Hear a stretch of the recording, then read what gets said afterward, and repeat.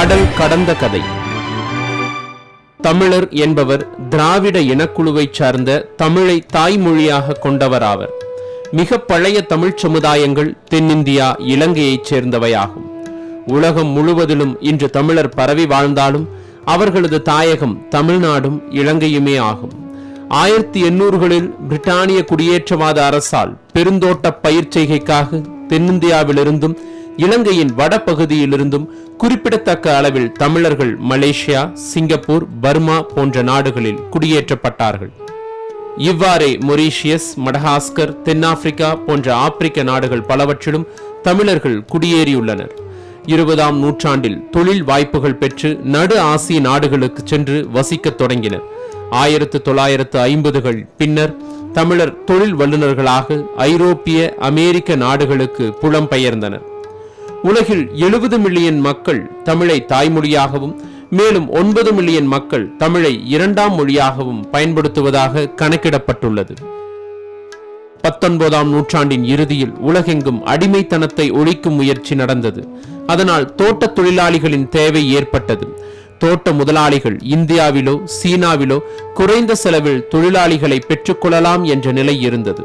Malaysia, Singapore, இலங்கை, PG தீவு, Mauritius, reunion தீவு, தென்னாப்பிரிக்கா மற்றும் உகாண்டா போன்ற ஆப்பிரிக்க நாடுகளுக்கு தொழிலாளர்கள் புலம்பெயர்ந்தனர். இந்தியாவிலிருந்து பிரிட்டிஷ் அரசாங்கம்தான் இங்கிருந்து வெளிநாடுகளுக்கு தொழிலாளர்களை அனுப்பலாம் என்று சட்டத்தை உருவாக்கினர். ஆங்கில பிரெஞ்சு பகுதிகளுக்கும் தோட்ட தொழிலாளிகள் கொண்டு செல்லப்பட்டனர். தமிழ்நாட்டிலிருந்தும் அப்படித்தான் தமிழர்கள் புலம்பெயர்ந்தனர். இந்தியாவிலிருந்து 2 வித சூழ்நிலையுள்ள நாடுகளுக்கு தமிழர்கள் பிரிந்து சென்றார்கள். தூரம் இதில் மிக முக்கிய விஷயமாக பார்க்கப்பட்டது. தூரம் குறைவு என்பதால் சிங்கப்பூரும், இலங்கை தமிழர்கள் தமிழ்நாட்டோடு தொடர்பு கொள்ள வாய்ப்பு அதிகம் உள்ளதால் இலங்கையும் பெரும்பாலும் தேர்ந்தெடுக்கப்பட்டது. சிங்கப்பூர், மலேசியா போன்ற நாடுகளில் தமிழ் பண்பாடு ஏறத்தாழ சமமாயிருக்கும். தூரம் அதிகரிக்கும் போது தமிழ் மொழி, தமிழ் பண்பாடு ஆகியவை குறைகிறது. ரீயூனியன் தீவு மொரீஷியஸ் அருகில் உள்ளதால் அதன் தாக்கமும் உண்டு. இந்திய தமிழ் பண்பாடு வளர்ச்சி தமிழர் வாழும் மற்ற பிரெஞ்சு பகுதிகளில் இந்த அளவு இருக்காது.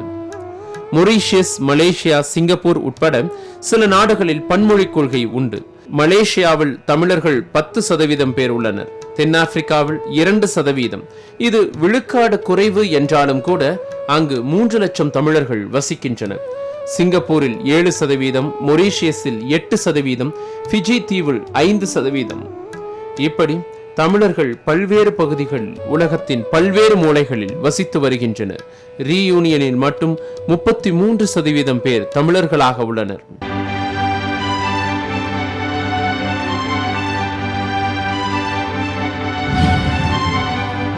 கடல் கடந்த கதை. ஹாங்காங் தமிழர்கள். ஹாங்காங் வாழ் தமிழர்களின் எண்ணிக்கை தொடர்பான சரியான புள்ளி விவர அறிக்கைகளோ பதிவுகளோ எதுவும் இல்லை. இவர்களில் பெரும்பான்மையானோர் தமிழகத்தை தாயகமாக கொண்டவர்களாவர். இருப்பினும் இவர்கள் அனைவரும் தமிழகத்திலிருந்தே ஹாங்காங் வந்தவர்கள் அல்லர். பர்மா, வியட்நாம், மலேசியா போன்ற நாடுகளிலிருந்தும் வந்துள்ளனர். இலங்கையிலிருந்து வந்தவர்களும் உண்டு. ஹாங்காங்கிற்கும் தமிழருக்குமான உறவு எத்தனையாம் ஆண்டு முதல் இருந்து வருகின்றது என்பது தொடர்பான சரியான சான்றுகள் எதுவும் இல்லை. ஹாங்காங் பிரிட்டானிய முடிக்குரிய குடியேற்ற நாடுகளில் ஒன்றாக இருந்தபொழுதும் ஹாங்காங் விக்டோரியா துறைமுகம் தென் சீனாவிற்கு உட்புகும் முத்து ஆற்றின் முகத்துவாரமாகவும் ஆசிய நாடுகளுக்கான வணிக மையமாகவும் பிரசித்தி பெற்று விளங்கியதால் மிகவும் பரபரப்பான ஒரு துறைமுகமாக பிரசித்தி பெற்றிருந்தது. அத்துடன் பல்வேறு கடல்வழி பிரயாணம் செய்வோருக்கான மையமாகவும் இடைத்தங்கும் இடமாகவும் ஹாங்காங் விக்டோரியா துறைமுகம் விளங்கியது. அப்பொழுது ஹாங்காங்கில் விமான சேவை இல்லை. 1954ஆம் ஆண்டு எம்ஜே மொஹைதீன் மற்றும் அவரது சகோதரான இஸ்மாயில் ஆகிய இருவரும் சேர்ந்து ஹாங்காங் வந்து அங்கு சாலிமர் நிறுவனம் என்னும் பெயரில் ஒரு நிறுவனத்தை திறந்தனர். இதுதான் முதல் தமிழர் நிறுவனம் என்று சொல்லப்படுகின்றது. இதுவே ஹாங்காங் வரலாற்றின் முதல் தமிழர் நிறுவனமாகும். அத்துடன் கஃபே டிஷ்யூம் என்ற பெயரில் ஒரு உணவகமும் அவர்கள் திறந்தனர். இதுவே முதல் தமிழர் உணவகமாகவும் சொல்லப்படுகின்றது. இவர்கள் தமிழகத்தில் கூத்தாநல்லூர் என்ற இடத்திலிருந்து வந்தவர்களாக கூறுகிறார்கள். அக்கால பகுதியில் வியட்நாமில் நடைபெற்ற எழுச்சி போராட்டத்தில் தமிழர்கள் பலர் வியட்நாமில் கொல்லப்பட்டனர். பலரது சொத்துகள் பறிமுதல் செய்யப்பட்டன. அப்போது ஹாங்காங் வந்தடைந்த தமிழர்கள் சிலரும் உண்டு. இப்படி பல்வேறு காலகட்டங்களில் பல்வேறு பகுதியிலிருந்து ஹாங்காங்கிற்கு தமிழர்கள் குடிபெயர்ந்தனர். இந்தியா ஒரு மனிதவளம் மிக்க நாடாகும். எனவே இந்தியாவிலிருந்து பல்வேறு துறை சார்ந்தோரையும் ஹாங்காங் பிரிட்டானிய அரசு எடுப்பித்து பணிகளில் அமர்த்தியது. அதே சமயம் ஹாங்காங் வணிக மையமாக திகழ்ந்ததுடன் அதன் வளர்ச்சி போக்கு உலகின் பல பாகங்களிலிருந்தும் வணிகர்களை ஈர்த்தது. உலகின் பல பாகங்களிலிருந்தும் வந்த வணிகர்கள் தமது முதலீடுகளை இட்டு பல்வேறு வணிகங்களை தொடங்கினர். இவ்வாறான பின்னணியில்தான் ஹாங்காங் வந்தடைந்த தமிழர்களின் வருகையும் அமைகின்றது.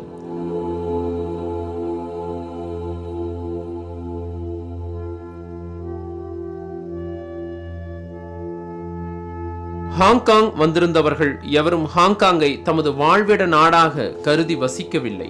தமது பணி தொடர்பில் இருப்பதும், விடுமுறையின் போது தாயகம் சென்று விடுவதும், விடுமுறை முடிந்தவுடன் மீண்டும் வந்து பணியில் அமர்வதுமாக இருந்துள்ளனர். வணிகர்களும் அவ்வாறே இருந்து வந்தனர். தொடர்ச்சியாக குடும்பத்துடன் ஹாங்காங்கை வாழ்விடமாக கொண்டு வசித்த தமிழர்கள் அதிகமில்லை. ஹாங்காங்கின் திறந்த பொருளாதார கொள்கையினால் உலகின் பல்துறை சார்ந்த வணிகவியலாளர்களின் முதலீடு ஹாங்காங்கில் பெருகியது.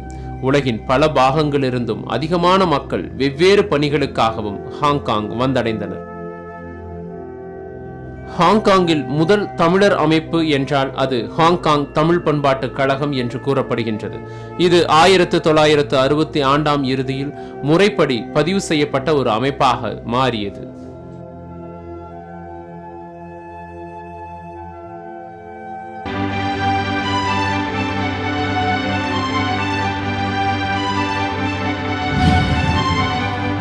கடல் கடந்த கதை.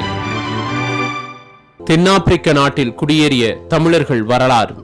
தென்னாப்பிரிக்க நாட்டில் உள்ள நட்டால் என்ற நகரத்தில் இருந்த ஆங்கிலேய முதலாளிகளின் ஆதிக்கத்தில் இருந்த கரும்பாலைகளில் பணிபுரிய இந்திய வம்சாவளியினரான தென்னிந்தியர்கள் 1860 முதல் 1911 வரை அங்கு அழைத்து வரப்பட்டனர்.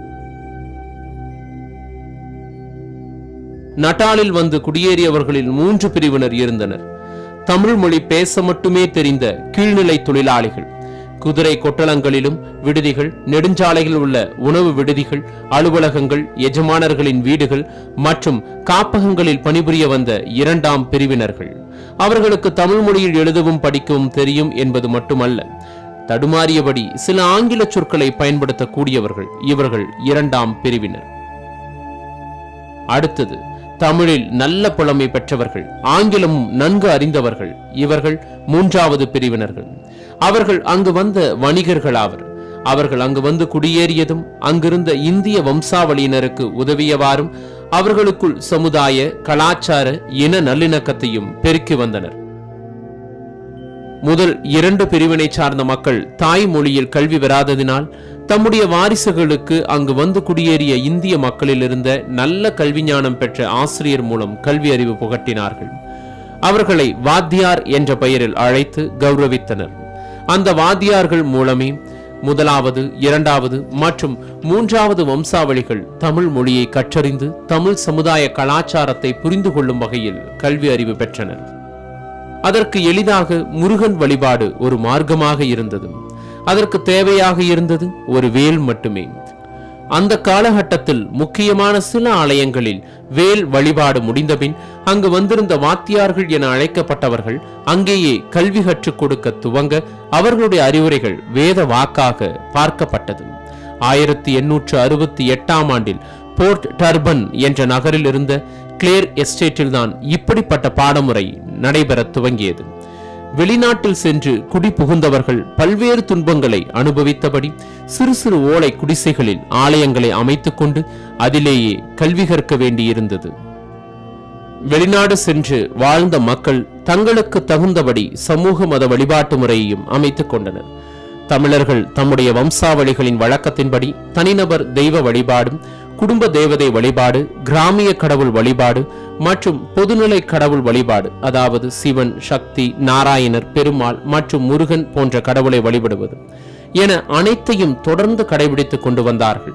முதலில் கூறப்பட்ட 3 வழிபாட்டு முறைகளையும் தங்களுடைய மனதிற்கு தோன்றிய வண்ணம் செய்து கொண்டிருக்கையில் 4வது வழிபாட்டு முறையான பொதுநிலை கடவுள் வழிபாடு துவக்கப்பட்ட பின்னர்தான் அவர்களுக்கு நடால் மற்றும் பிற இடங்களில் இருந்த இந்தியர்கள் மத்தியில் கௌரவம் கிடைக்க ஆரம்பித்தது. ஆக அதன் பின்னர் தென்னிந்தியர்கள் தாங்கள் விரும்பியபடி சிவன், விஷ்ணு மற்றும் முருக வழிபாட்டை கடைபிடிக்க தொடங்கினர். அதே நேரத்தில் கீழ்நிலை தொழிலாளிகள் முருக வழிபாட்டை பெரிதும் விரும்பினர். அதற்கான காரணம் அவர்களுக்கு அந்த வழிபாட்டு முறை எளிதாகவும் அவர்களுக்கு புரியும்படியான முறையிலும் அமைந்திருந்தது.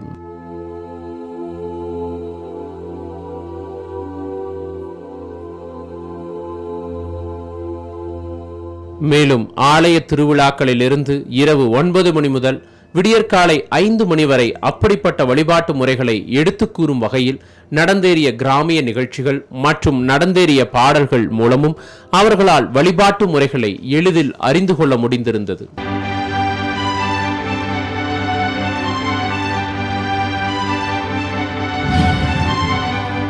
கடல் கடந்த கதை.